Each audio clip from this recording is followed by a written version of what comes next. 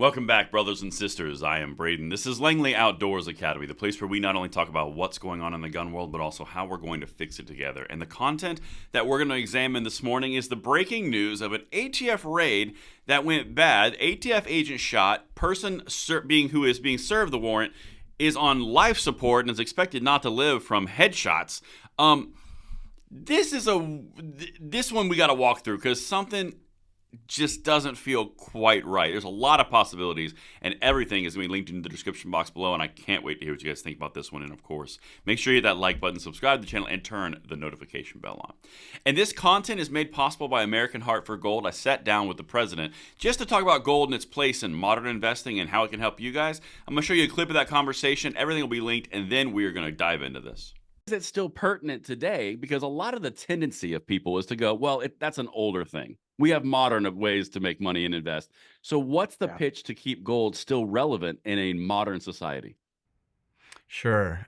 Great question. And when you look at the money that we're printing and the rate that we're printing it right now, it's really just a hedge against fiat currency. It's a hedge against the dollar. Government spending's been a runaway freight train lately, and you probably notice when you go out to buy things right now, your dollar's just been kind of whittled down to nothing, and the dollar doesn't go as far as it used to. And so it's just a hedge against currency. You see central banks buying it up left and right. They're buying it at the fastest rate in 50 years right now, do as the central banks are doing.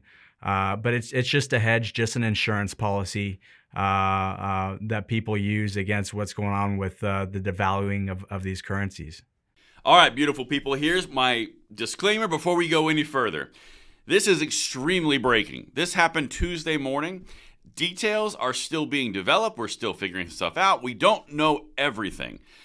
ATF being really, really tight-lipped, not showing or telling anybody why they're going or showing the warrants. There's lots of stuff here that's going to develop. So with that being said, let me show you what we know, and let's dive into it. Check this out. Airport executive shot in firefight with federal agents at his home in Arkansas. Brian Malinowski, 53, executive director of Bill and Hillary Clinton National Airport in Little Rock, was injured after 6 a.m. Tuesday. Now that 6 a.m. part, that's important because I'll come back to it in a second. But this is an ATF raid that looks to have gone bad for XYZ reasons, but not a lot of answers are being provided, which is leading to a whole lot of questions, right? This is going to develop. We're going to follow it, but let me just show you again where we're at, what we've got right now. The airport's executive director was injured during a firefight at 6 a.m. with the ATF. He was shot Tuesdays as agents executed a warrant. This is the guy you're looking at right here, guy in question, okay? Now, as we go through this is where it gets kind of strange. A public records search of Brian Malinowski showed no arrest or other run-ins with police. He's an executive at an airport. And yet the ATF chose to do a 6 a.m. warrant and raid on their location, or their house in this case, where he and his wife were. So here's a quick question for you. And again, these are part of the questions we're bringing forward. If there's no history of arrest, there's no history of violence, there's no history of really anything on that record, why are we doing 6 a.m. raids from the ATF, which is specifically focused on gun crimes and gun trafficking and gun everything? Not police departments, not detectives, nothing. And the reason that they do 6 a.m. warrants is to catch people off guard in the beginning of their day so there will be less threat of danger. So you're going to bust down someone's door at 6 a.m. when they have no history of violence, according to existing records, over what? Well, we're not going to tell you. Happy feeling gone. All right, let's keep going. I got a few more things for you because this is very odd. Because look what the ATF did when they were there. Neighbors also told KARK that on Tuesday evening, they saw guns and ammunition being loaded into a trailer while firefighters carried a circular saw, crowbars, and other tools into the house. Okay, they're going into a safe. I mean, that's what that is. So let's just piece this together very piecemeal from what we can see from the outside. You're an executive at a high-level airport. You have no history of crime or any type of arrest records. The ATF decides to raid you for something presumably in your gun safe at 6 a.m. in the morning, and shots are exchanged because you caught him off guard, and he's defending himself, at least the perception, from his perspective of someone invading his home at 6 a.m. in the morning. So There's a lot of why here. I don't know all of it. And like I said, I'm giving you all this information for like 6 different sources, and they're all linked. But around 2:35, this is the tools they were talking about, Little Rock firefighters carrying a power saw and a Halligan tool, a large pry bar, were seen walking towards the house. An ATF agent was overheard saying they were at the scene to help agents open a safe in Malinowski's house, the Arkansas Democrat-Gazette reported. So they're going after safe contents.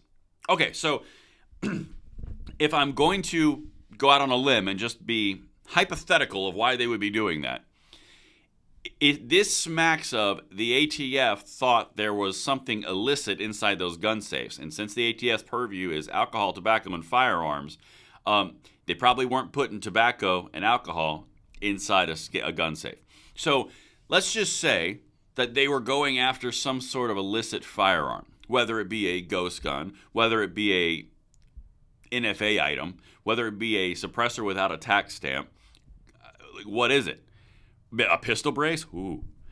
This seems like something so much bigger than what we're being told, because none of this makes sense. And for shots to be exchanged this quickly at 6 a.m. in the morning in a residential area, I don't know. Guys, something doesn't feel right.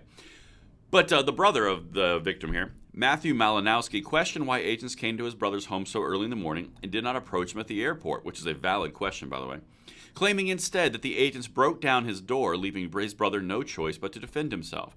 There's something fishy here. The ATF went after him in the worst possible way, he told NBC News reporter Dion Hampton. There's no reason why they couldn't have arrested him at work at the airport, which, again, is a valid point.